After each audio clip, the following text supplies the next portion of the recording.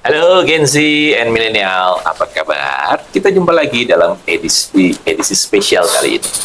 Ya, kita kedatangan tamu istimewa yang bernama Widianti. Kita panggil Widi. Halo Widi. Halo Om, selamat pagi. Selamat pagi, apa kabar? Alhamdulillah baik, sehat. Ya, syukurlah. Kita akan membahas mengenai gig ekonomi, khususnya e-commerce. Saya mau tanya, kamu pelaku kan di industri e-commerce saat ini? Betul. Oke, jadi tahu dong yang namanya affiliate, shop, lalu yang namanya apa, influencer, Ya. kreator, dan Kurang seterusnya lebih ya. tahu. Kurang lebih tahu ya. Yang ingin saya tanyakan pertama kali adalah, kenapa sih Gen Z pada tertarik di bisnis e-commerce ini? Menurut kamu gimana? Karena kalau bisnis e-commerce itu kan kita nggak perlu buka toko, nggak perlu punya sewa tempat. Jadi kita hanya memudahkan online, kita bikin produknya sendiri, entah itu makanan atau barang, Oke. itu kita bisa semuanya akses di e-commerce. Apalagi sekarang kalau misalnya mau buka, mau cari barang sesuatu, tinggal buka toko oranye, toko hijau, dan lain-lain. Lebih praktis ya? Betul, jadi kita juga nggak perlu keluar ongkos. Iya, jadi ruangnya nggak perlu, waktunya juga bisa anytime, Betul. kapan aja ya. Fleksibel banget. Iya. Nah, awalnya memang kamu coba-coba atau memang sudah tahu kalau bisnis ini punya prospek yang bagus? Kalau awalnya sih memang coba-coba dulu. Oke. Dan ternyata emang kita kan juga pasti kalau mau buka sesuatu usaha pasti riset dulu pasar gimana, maunya barangnya apa, dan juga target marketnya itu siapa. Dan Oke. ternyata memang seiring berjalan waktu pelan-pelan itu ternyata menghasilkan. Jadi iseng-iseng berhadiah. Oke, oke, Gitu. oke. Terus yang kamu jual apa kalau di e-commerce itu? Yang dijual itu biasanya sih ini sih, saya jual kerudung pasmina.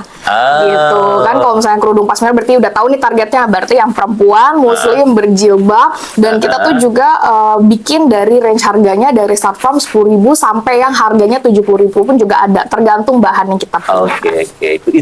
Itu kalau lagi deket-deket mau lebaran, naik nggak Oh salesnya? iya pasti. Pasti ya? Pasti. Jadi ada sesi-sesi tertentu yang salesnya meningkat ya? Betul, apalagi kan kita Momentum- juga momentum puasa. kita juga melakukan live streaming. Jadi live streaming itu tuh juga membantu kita juga buat memasarkan produk-produk kita. Nah, live streaming itu seperti apa sih? Contohin dong. Jadi kalau live streaming itu kita berjualan tapi depan kamera. Jadi penontonnya itu tuh pembelinya tuh dari online aja. Jadi mereka mau tanya-tanya, mau minta ditunjukin barangnya seperti apa, lihat warnanya, contohnya dipakai gimana, itu bisa tinggal minta aja sama hostnya. Yang penting yang penting itu harus ada handphone, terus juga ada produk yang mau dijual sama ada hostnya. Wah, gitu. luar biasa. Jadi kamu berdua di sini? Sendiri. Sendiri. Sebagai kalau lagi live streaming kamu pakai hijab yang memang mau dijual. Iya, betul. Saya juga jadi modelnya juga, saya juga yang yang jual juga, ownernya juga. Oh, oke, gitu. oke. Benar-benar single bisnis ya. Oke, itu hebatnya bisnis e-commerce itu ya. Iya. Terus boleh tahu nggak sih prospek penghasilannya berapa besar per bulan rata-rata on average ya? Kamu udah jalanin berapa lama? Kurang lebih 1 tahunan lebih lah. 1 tahun lebih ya. Kira-kira Iya. prospek income-nya itu per bulan average berapa? Pasti naik turun ya, nggak Iya, selalu iya, iya. stagnan ya. Paling kurang lebih kalau misalnya kita hitung bersihnya aja ya. Bersihnya itu kurang lebih di 4 juta itu dapat lah. 4 juta ya. Paling besar itu bisa dapat di angka 6 paling besarnya. 4 sampai 6 juta, Iya. tapi di rumah nggak kemana-mana ya. Betul, nggak keluar ongkos. Tapi bisa ditingkatin lagi kalau menurut Widi. Kalau mau ditingkatin lagi bisa, jadi kita mungkin jualnya lebih kuat lagi, terus juga live streamingnya juga lebih ditingkatkan lagi, sama nanti kalau misalnya kita udah punya nabung-nabung sedikit, itu mungkin kita juga punya goalsnya buka toko sendiri sih, biar orang-orang yang oke. belum tahu kita ini ternyata ada tokonya gitu. Oh, jadi tokonya ada. Online-nya juga Online-nya ada, ada, ya. jadinya praktis kalau misalnya orang butuhnya mendadak buat besok, karena kita juga bisa gitu, karena kita jual di offline-nya juga. Oke, oke. Saat ini perputarannya berapa besar kalau kita tahu perputarannya? Yang kondisi sekarang gitu loh. Sebelum buka toko nih, berapa besar perputarannya? berapa persen atau Berapa besar tingkat perputaran bisnisnya gitu kalau dalam sebulan? Kalau dulu awal-awal sih untuk perputarannya tuh agak cukup struggle ya, agak cukup sulit. Cuman untuk kita berjalannya waktu udah setahunan lebih nih, udah hampir mau 2 tahunan, itu udah udah stagnan sih. Biasa kita rata-rata tuh 3 juta kan. Terus kita juga kan bayar host kita juga nggak yang gimana-gimana, nggak yang ngasih besar karena kita carinya host yang freelance, nggak yang tetap di kita gitu. Jadi kita bayar lepasan aja. Itu sih Om. Oke. Keren. Kalau misalnya ada injeksi dana, sangat memungkinkan untuk bisa menjadi lebih besar. Sangat. Misalnya ada investor atau apa mau invest, boleh banget. Semoga nih investor pada dengar nih, bisa loh dapat duit cuan di sini. Benar. Yang nggak sedikit gitu kan. Sedikit-sedikit lama-lama jadi bukit kan. Betul.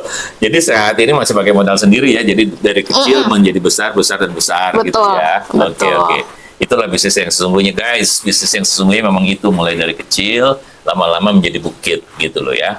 Nah, nanti pada saat sudah mulai stabil, bukit itu sudah mulai kira-kira untuk mendaki lebih besar lagi diperlukan amunisi lagi biasanya itu. Nah, kalau pada sampai titik itu ya, jadi saya mau ceritakan nih secara garis besar Indonesia ya. Tapi yang kemarin sampai Agustus BI Bank Indonesia menurunkan tingkat suku bunga. Berarti efeknya apa? Bunga kredit juga harusnya turun. Harusnya, karena BI sudah menurunkan tingkat suku bunga. Plus ditambah Menteri Keuangan yang baru menyatakan dia mengelontorkan uang 200 triliun kepada Bank Himbara. Bank Himbara itu bank himpunan bank negara ya. Jadi ada Bank Mandiri, BRI, BNI, ada Bank Syariah, lalu satu lagi ada 5 lah. Nah, poinnya adalah kalau kamu udah punya cash flow bagus dan kamu punya catatan keuangan yang bagus, tidak menutup kemungkinan itu bisa didanai oleh bank sebagai UKM, usaha kecil menengah. Jadi dengan demikian kamu bisa mimpinya tuh punya suatu toko dengan nilai, tentu dihitung dulu ya, hitung dulu berapa besar, terus cash flow-nya bagaimana, proyeksi keuntungannya bagaimana, karena itu yang harus bankable tuh seperti itu. Nanti bank akan melihat, oh ini bagus nih saya danai. Mungkin itu ada yang namanya debt to equity ratio. Kalau kamu punya uang 5 juta, debt equity ratio-nya 10% dari bank bisa jadi didanai 50 juta. Nah, ya kan kayak gitu. Atau ya itu nanti masalah kelayakan banknya. Tapi pesan Om nih dari sekarang, lakukan pencatatan pembukuan yang sederhana aja. Ya, semua uang masuk uang keluar catat, masuk uang keluar catat. Dan itu terrecord semua dalam rekening perbankan atas nama kamu gitu. Nanti itu bisa masuk ke mana perbankan untuk dianalisa dan tidak menutup kemungkinan UMKM bisa mendapatkan kredit. Dalam hal ini kredit usaha rakyat ya, KUR bisa. Ya. Itu supaya kamu bisa meningkat. Nah, kalau sudah sampai titik itu, jangan lupa bikin NPWP perusahaan. Karena sekarang bisa PT perorangan nih, ya. Widya bisa PT perorangan, nanti ada NPWP-nya. Nah, itu juga membangun bangsa sama-sama lah. Gen Z kan jumlahnya besar nih. Kalau dari data yang ada, jumlah tenaga kerja itu di atas 50% loh Gen Z sama milenial. Jadi kalau mereka melakukan secara serempak masing-masing sesuai passion-nya masing-masing, action itu dilakukan, wah kita bagus. Secara individu kamu jadi lebih bagus, secara negara juga, negara tax ratio-nya akan meningkat, gitu ya. Itu pesan dari saya.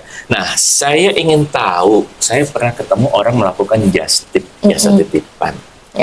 Itu gimana sih jasa titipan itu dibandingkan dengan e-commerce sendiri? Apa jasa titipan masuk e-commerce juga ya? Iya, biasanya bisa jadi. Lebih, karena saya lihat dia tuh jalan dari Indonesia ke Thailand, Indonesia, bolak-balik perempuan. Betul. Seumuran kamu kan sih. Ya. Dan dia bawa baju. Betul. Dia bilang dia punya websitenya, dan baju ini ada yang pesan, saya beli Pak di Thailand. Lalu saya tanya, amazing waktu itu saya tanya. Saya iseng-iseng tanya, modalnya dari berapa? Oh, mulai dari patungan berempat, itu cuma masing-masing 10 juta, cuma 40-50 juta. Sekarang perputarannya berapa? Udah 2 miliar. Ya, empat orang itu, perputarannya ya, 2 miliar sekarang Pak. Lebih bahkan. Wah, luar biasa, dalam hati saya kalah nih perputaran ini. Nah, tapi itulah fakta yang ada. Nah, jadi hal-hal seperti itu memungkinkan kan di bisnis kamu, Widi? Betul. Mungkin kan ya? Betul. Jadi kalau misalnya just tip itu kan, misalnya kan orangnya pergi nih ke luar negeri, misalnya ke tadi deh Thailand situ. Terus udah nih dapat barangnya yang mereka mau titipin. Biasa tuh mereka kan bikin grup dulu nih, grup di WA. Maunya barang apa atau nggak difotoin dari yang apa namanya dari si sellernya mau foto mau apa difotoin, kasih harga segini, fee-nya segini. Nah biasanya itu mereka itu menggunakan jasa e-commerce supaya tidak bayar ongkir lagi. Gitu. Oh, oke. Jadi barang tetap kita kirimnya itu pakai paket biasa, tapi mereka bisa check out dari toko oren supaya mereka nggak bayar ongkir lagi. Kan lumayan kalau misalnya kita harus pakai kurir lagi tuh bayar ongkir lagi, tapi kalau misalnya pakai toko oren tuh nggak bayar ongkir lagi. Oh, Biasanya oke. just tipper itu menggunakan e-commerce seperti itu. Nah, jadi gitu.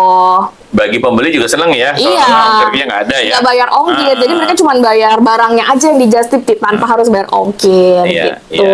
iya. Tapi kalau misalnya just tip sama e-commerce lebih menguntungkan mana? Kalau menurut saya dua-dua sama-sama menguntungkan. Tetapi kalau misalnya just tip itu membutuhkan modal yang lebih besar dibanding e-commerce. Karena kan kalau misalnya mau just tip berarti kita harus ongkosnya, pesawatnya, tiket pulang pergi, belum lagi hotel, belum lagi nambah bagasi, belum lagi nanti mungkin nambah beli koper lagi di sana Iya, gitu kan. iya, Dan iya, juga iya. tenaga yang effort yang dikeluarkan tuh lebih besar jumlahnya Betul, pastinya. betul, Sedangkan kalau betul. e-commerce kita bisa duduk di rumah, melakukan live streaming di rumah tanpa mengeluarkan modal, hanya modal barangnya aja yang mau kita jual. Betul. Udah that's it. Jadi menurut saya lebih efisien dan lebih ini sih apa namanya lebih bisa dijangkau untuk semua kalangan, mau kalangan Iya, iya. atas, kalangan menengah itu semuanya bisa menjangkau gitu.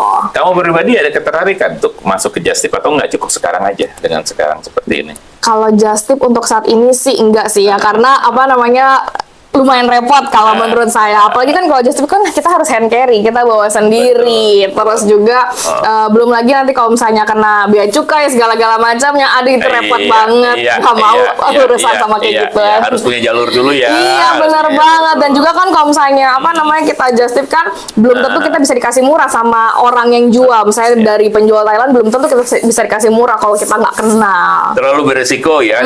Jadi kalau untuk menjalankan just tip itu perlu waktu. Betul, harus belajar dulu, iya. harus tahu orang di sana kenal apa enggak. Kita Benar, jadi benar, apa namanya harus ke negaranya tersebut minta kontaknya dulu buat apa nego-nego harga Iya, gitu. Jadi jangan terpengaruh oleh perputaran yang besar, tetapi ternyata effortnya juga besar sehingga setelah ditotal kok nggak jauh beda keuntungannya gitu benar. kan ya, secara ekonomisnya nggak jauh beda. Jadi kamu melakukan satu langkah yang tepat. Ini juga sharing nih buat Gen Z sama milenial nih ya. Jadi supaya buat teman-teman di luaran sana, bagi kalian yang ingin punya income tambahan, karena data dari kami Gen Z sama milenial itu masih sedikit yang punya income artinya yang mencukupi ya, minimal kalau di Indonesia kan kalau UMR itu sekitar 5 sampai 6 juta.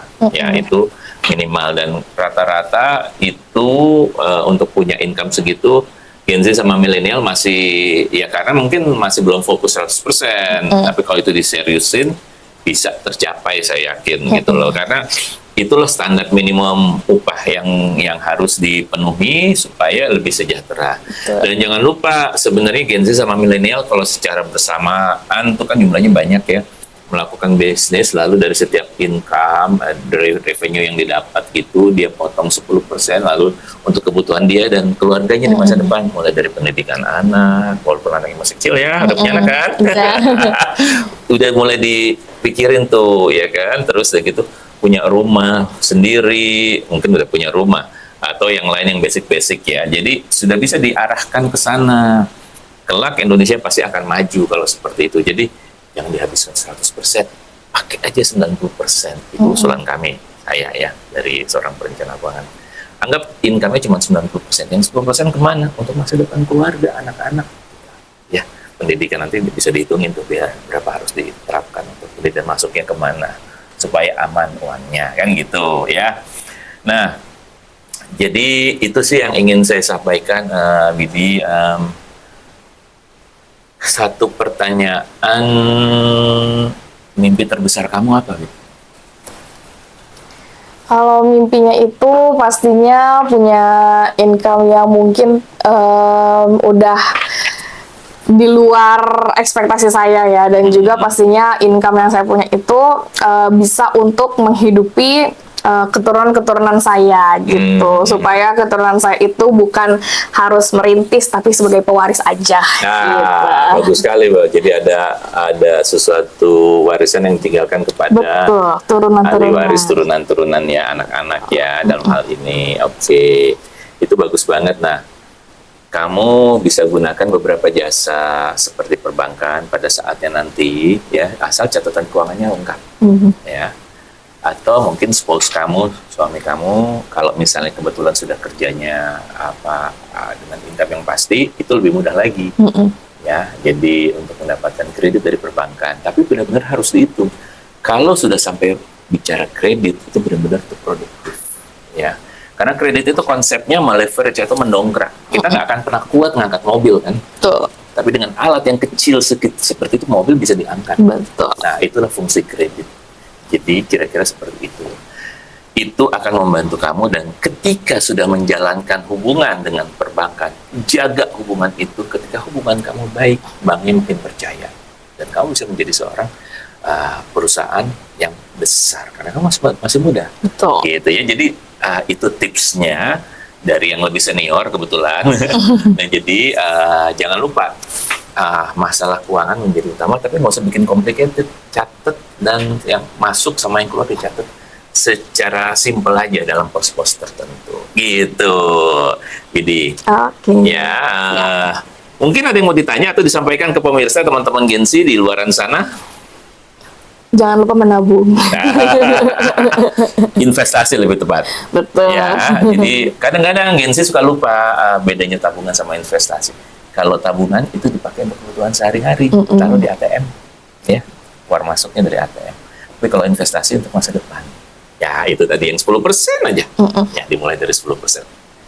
Good, lanjutkan bisnis kamu, semoga sukses di bidang ini. Jangan lupa rencanakan untuk menjadi sukses bersama pasangan kamu tentunya. Ya. Demi anak. Sekarang anaknya udah 1 kan? Iya. Nanti kan nambah.